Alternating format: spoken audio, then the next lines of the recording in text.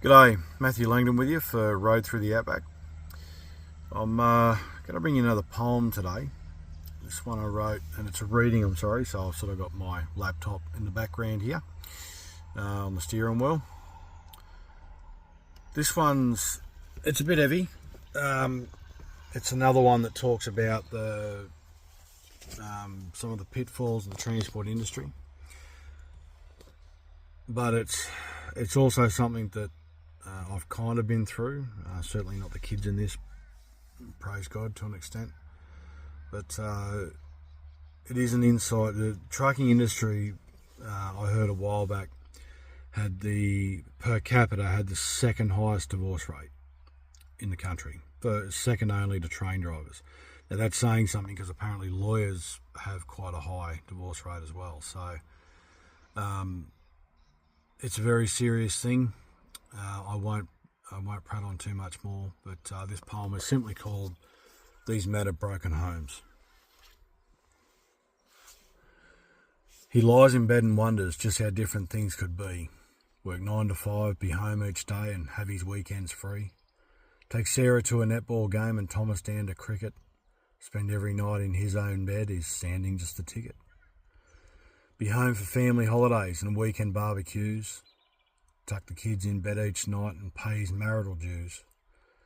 To be there when the family's sick or they strike tragedy.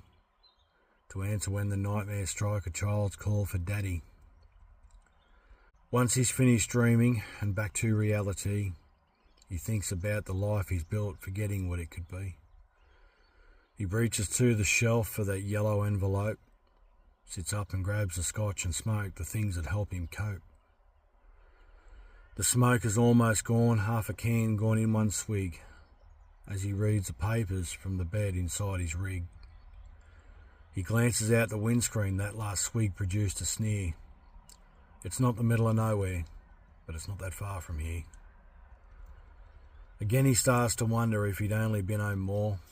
Would his son still hate him? Would his daughter be a whore? Would he still go to brothels every time they had a fight? Would she have slept with his best mate purely out of spite? As he reads those papers, divorce next port of call. His marriage yet another, victim of long haul. He thinks about his failures, his heart split clean in two. There's diesel in his veins, but he loves his family too. As he signs those papers, a tear rolls down his cheek. At this point he contemplates the depth of every creek. His life is now in ruins, the worst part of it all. He could see it coming, but he couldn't stop his fall.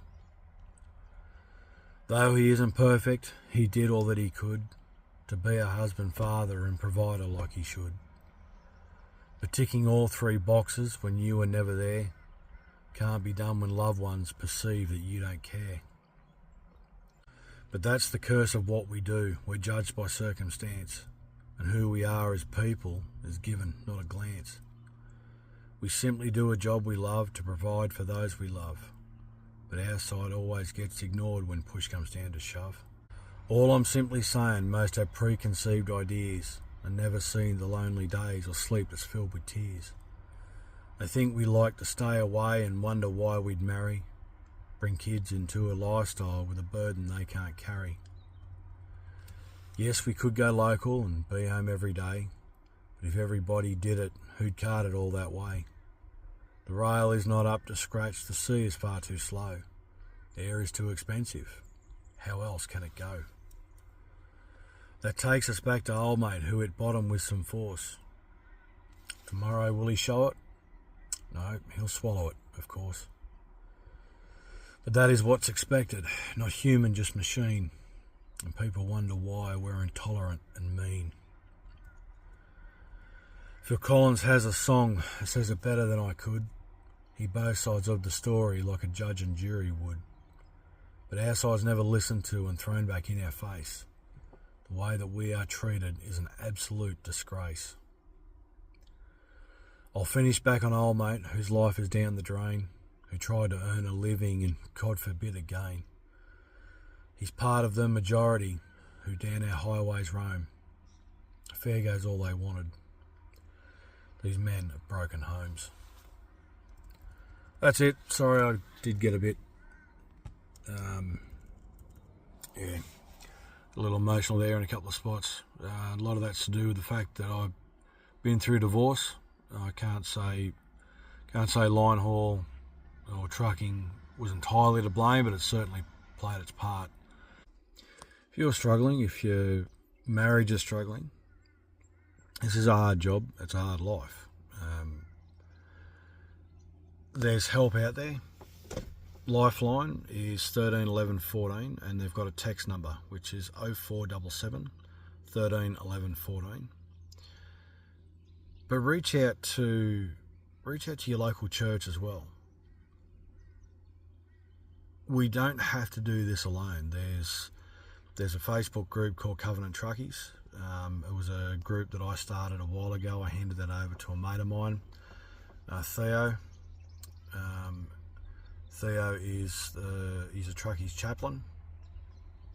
He was when he's on the road. He's retired now. I believe he's trying to get some mobile chapels to get out on the road to the parking bays for a truckies church. But look around. There's plenty of support. You don't have to go through this alone. I think I said that before. Let me say it again. You don't have to go through this alone. My email is Matthew Langdon, MATTHEWLANGDON, all one word, @outlook.com. Shoot me an email. If I can help, I can. I can't promise anything, but if I can help you, I will. This is a very important job, but your family's more important, and you're more important. So take care of yourselves. Love yous, bless yous. Don't forget, like, subscribe, comment, share, all the rest of it. And I'll see you on the next one.